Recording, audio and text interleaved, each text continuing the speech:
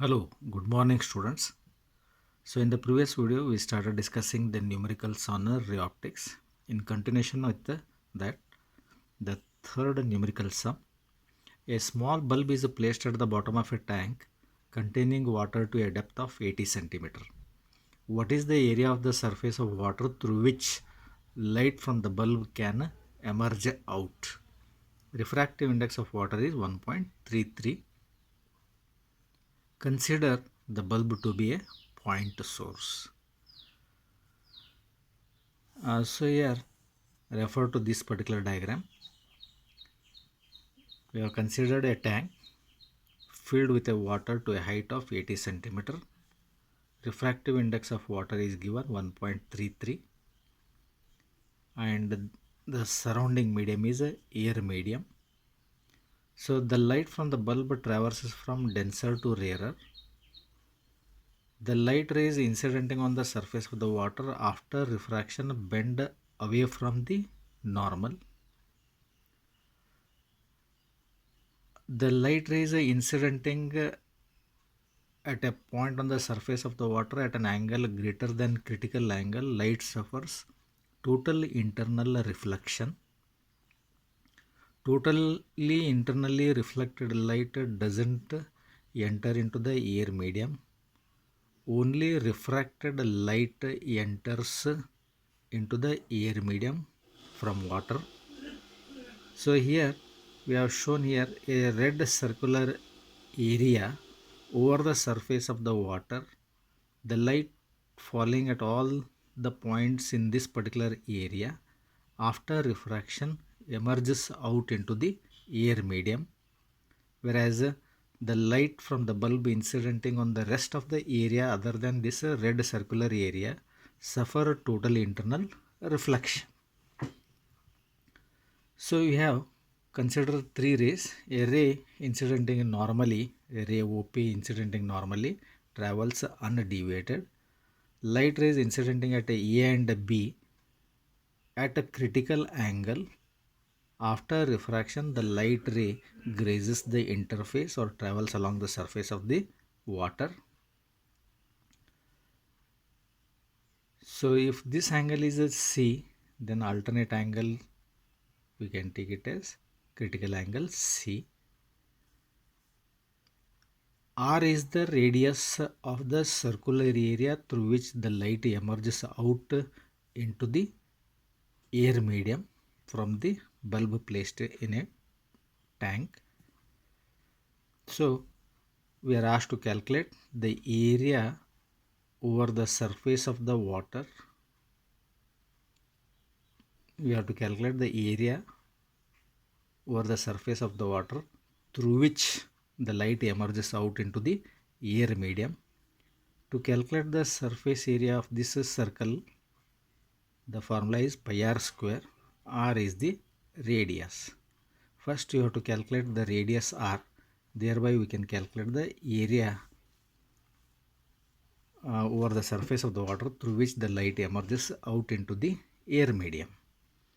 For that,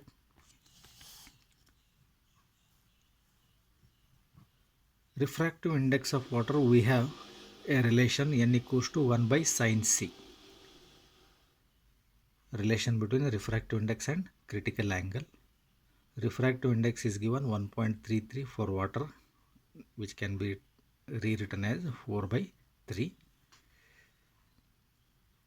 There is a one direct relation we can make use, that is a radius of the circular area over the surface of the water through which the light emerges into the air medium is h divided by under root n square minus 1, where the symbols have their usual meaning. H is depth of the bulb in a tank, n is the refractive index of water. Substituting these values, we can calculate the radius of the circular area. Then area of the circular area is calculated using the relation pi r square. So let us discuss some points how we arrive at this particular relation R equals to H divided by under root n square minus 1. For that, we have to consider the right angled triangle OPB. OPB. This is a critical angle C. Okay. Tan C is opposite side by adjacent side, that is a PB by OP. PB by OP. So here from a triangle OPB, tan C is a PB by OP. PB is the radius of the circular area. H is the depth of the bulb in a tank. Or this can be rewritten as R equals to H tan C, that equals to H sin C by cos C. N equals to 1 by sin C, but sin C equals to 1 by N, that was written here, 1 by N. Cos C is root of 1 minus sin square C. Substituting for sin C as a 1 by N, it can be written as R equals to H by N divided by 1 minus 1 by N square under root. Finally, we do get H divided by under root n square minus 1. Substituting the values for this particular relation, we can calculate the radius. R equals to H is 80 centimeter under root n is the refractive index of water. It is 1.33 or 4 by 3. I have taken 4 by 3 whole square minus 1. On simplification, it comes out to be 90.9 centimeter. So the radius of the circular area through which the light emerges out into the air medium from the bulb placed in a tank comes out to be 90.9 centimeter. 90.9 centimeter. So the area through which the light emerges out into the air medium is pi r square. Pi is 3.142. R square is 90.9 whole square. On simplification, it comes out to be 25966.94 centimeter square. To convert it into meter, we have to divide this number by 10,000. So we get nearly 2.6 meter square. 2.6 meter square is the surface of this circle over the surface of the water through which the light from the bulb placed in a tank emerges out into the air medium. The next sum,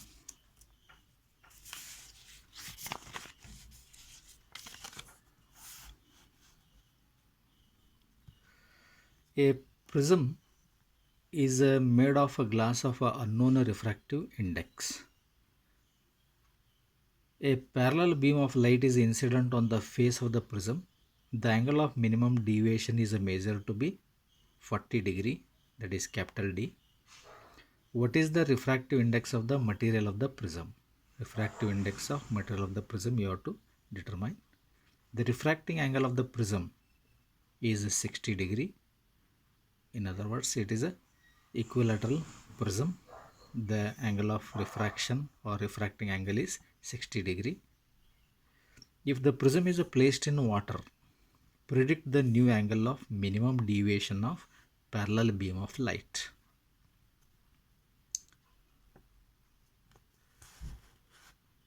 Okay. If the prism is placed in water of refractive index 1.33, predict the new angle of minimum deviation of parallel beam of light. So here the given data is capital D, that is angle of minimum deviation is given 40 degree, angle of the prism is a 60 degree, refractive index of the material of the prism you are supposed to determine, that is NG is question mark. So here there are two cases. When prism is in air medium, the same prism when it is immersed in water, you have to calculate the angle of minimum deviation, that is a d dash. So using the formula, refractive index of the prism is n equals to sine a plus d by 2 whole thing divided by sine a by 2.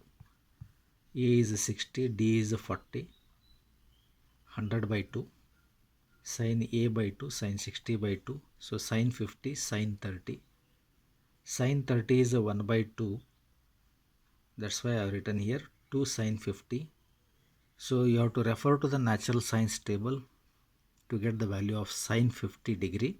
Sine 50 degree, it is 0.7650 multiplied with the 2, we get 1.53. So 1.53 is a refractive 1.53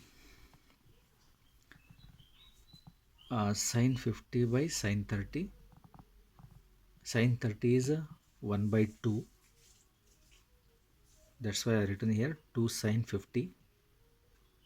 You have to refer to the sine tables to get the value of sine 50, which amounts to 0.7650 multiplied with the 2, it comes out to be 1.53.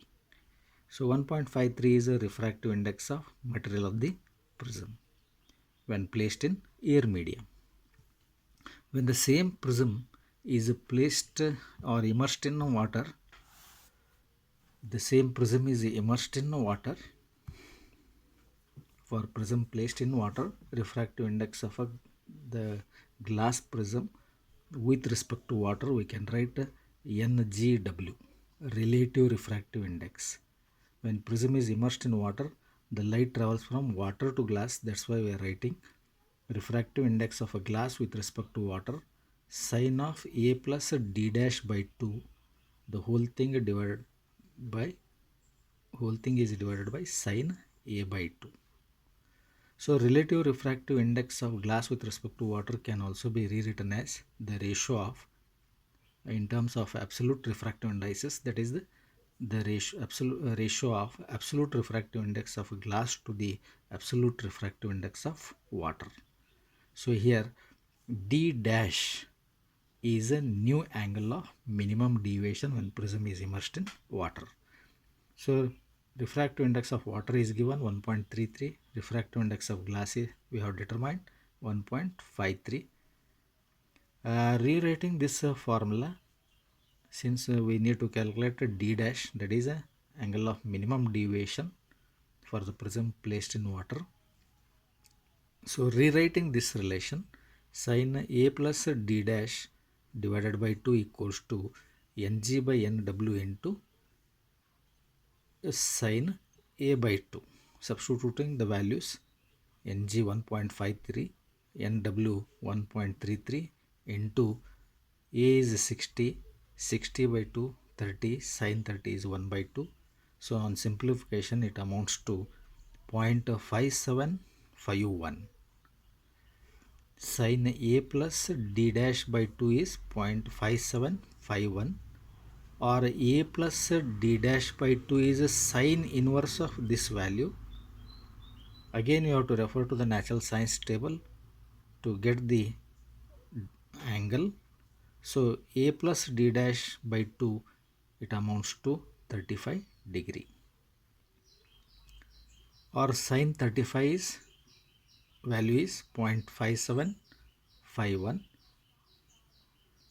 A plus d dash by 2 is 35 degree. On simplification, d dash equals to 70 minus 60. 35 into 2, 70. Then d dash you are supposed to calculate. That's why taking this a to the right hand side, it becomes minus a. So 70 minus a, 70 minus 60 is 10 degree. Once again, here d dash is the new angle of minimum deviation. Nw is given 1.33, Ng is 1.53. Rewriting this particular relation, rewriting this particular relation, sin A plus d dash by 2 equals to ng by nw into sin A by 2.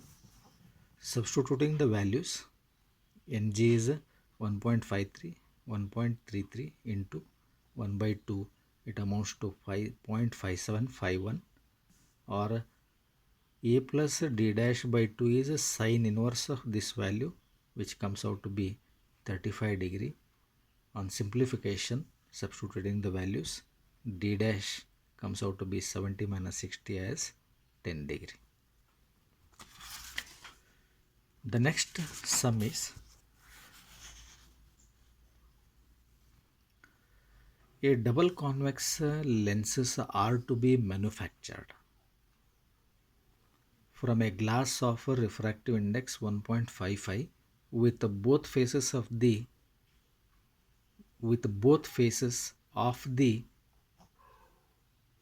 same radius of curvature. What is the radius of curvature required if focal length is to be 20 centimeter? So it is a double convex lens.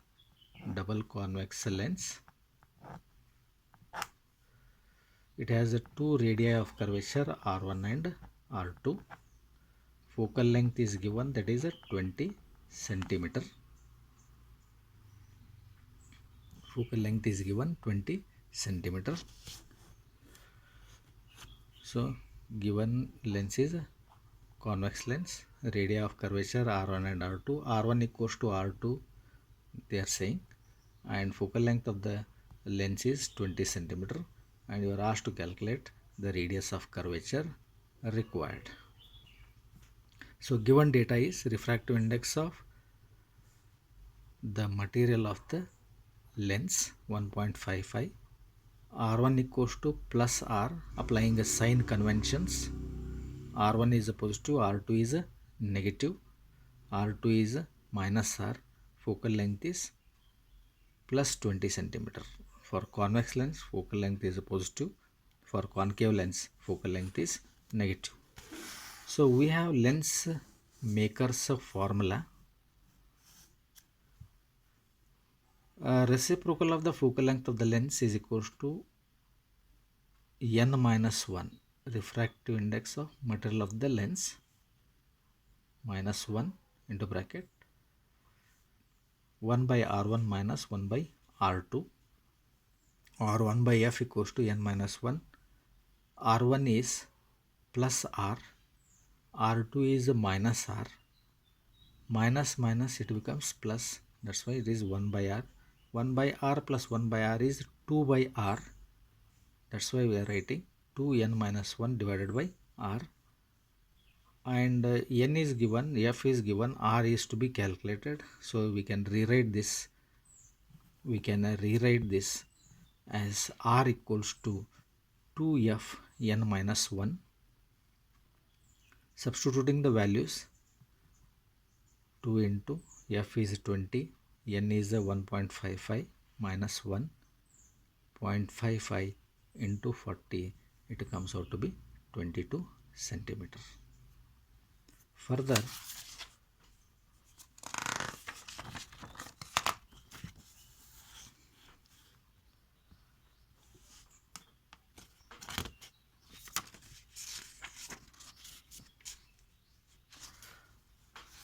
sixth sum.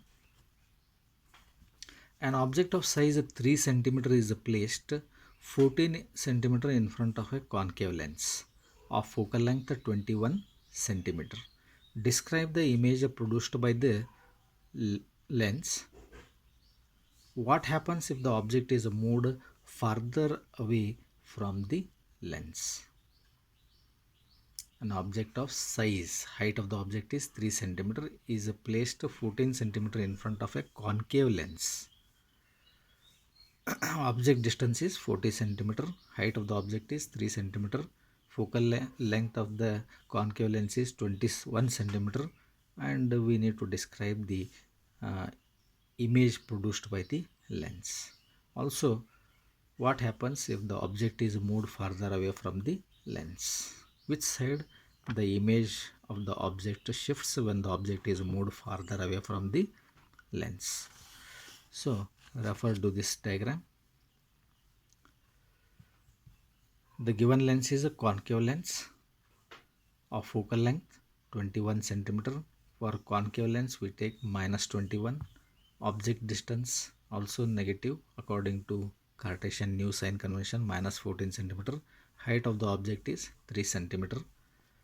So height of the object 3 centimeter. AB is the object placed in front of a concave lens. So hoping that you are well versed in drawing the ray diagram or nature of the image produced by the various types of lenses. Here the concave lens produces virtual erect diminished image A dash B dash. So this is the principal focus. Focal length is 21 centimeter, object distance is 14 centimeters. That's why object falls in between F and O. F and O. The nature of the image with reference to this particular diagram is a virtual erect diminished image is formed in front of the object. So in the examination there is no need of drawing the diagram. Simply you can write the given data and the formula, required formula, substituting the values, get the result. So using the lens formula, 1 by f equals to 1 by v minus 1 by u. So f is given, u is given, v is to be calculated, that is the image distance to predict the nature of the image. So that's why 1 by v equals to 1 by f plus 1 by u. The LCM is u into f. Here u plus f you get. That is 1 by v equals to u plus f divided by uf. Or v equals to reciprocal of this, that is u into f divided by u plus f. Substituting the values, u is -14, f is -21, u is -14, f is -21. So here minus minus becomes plus, and this is a minus. The final result has a negative sign and it is minus 8.4 centimeter. So the image is formed in front of the lens at a distance of 8.4 centimeters. Here this negative sign, the image distance is negative. Image distance v being negative, we can say that virtual image is formed. Can say that virtual image is formed. Then we will calculate linear magnification. Linear magnification is a ratio of image distance to the object distance. Image distance is a minus 8.4 centimeter. Applying sign conventions here also. U is minus 14. Minus minus get cancelled. It becomes plus 0.6.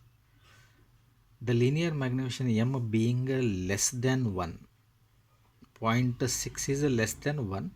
Hence it is a diminished image is formed.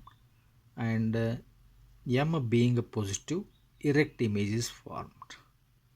So here v tells us whether the image is real or virtual, and the value of m tells us whether the image is erect or inverted or diminished or enlarged. So here in this particular case, m being positive, erect image is formed. M being less than 1, diminished image is formed.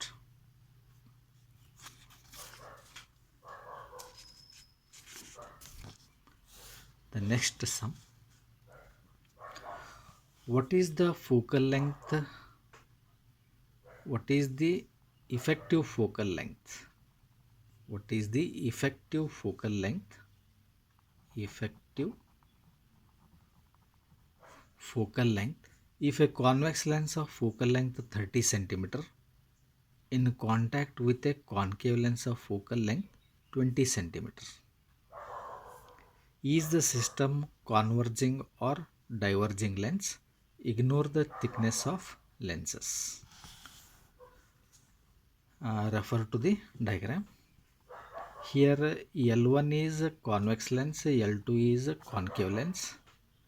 L1 is a convex lens of focal length 30 centimeter. So according to sign convention it is plus 30. Concave lens focal length is minus 20 centimeter. So we have deduced a relation for equivalent focal length when the number of lenses are placed in contact. Provided the lenses must be very thin, that is 1 by f equals to 1 by f1 plus 1 by f2, that is 1 by 30 minus 1 by 20. 1 by f equals to minus of LCM is 600, 20 minus 30 is minus 10, minus 10 divided by 600, 100 held cancel. Therefore focal length, equivalent focal length, combined focal length is minus 60 centimeters. So equivalent focal length f being negative, f1 is positive because the given lens is convex lens, f2 is negative because the given lens is concave lens. Concave lens diverges the light whereas convex lens converges the light. Here the effective focal length or equivalent focal length which comes out to be minus 60, this negative sign signifies that when a parallel beam of light is made into incident on the combination, the light diverges or the system acts as a diverging lens. The system of combination of both convex lens and concave lens acts as a diverging lens since the equivalent focal length is negative. The next one. The image of a small electric bulb on the wall of a room is to be obtained on the opposite wall 3 meter away by means of a large convex lens. What is the maximum possible focal length of the lens required for the purpose? The image of a small electric bulb, this is the electric bulb wall,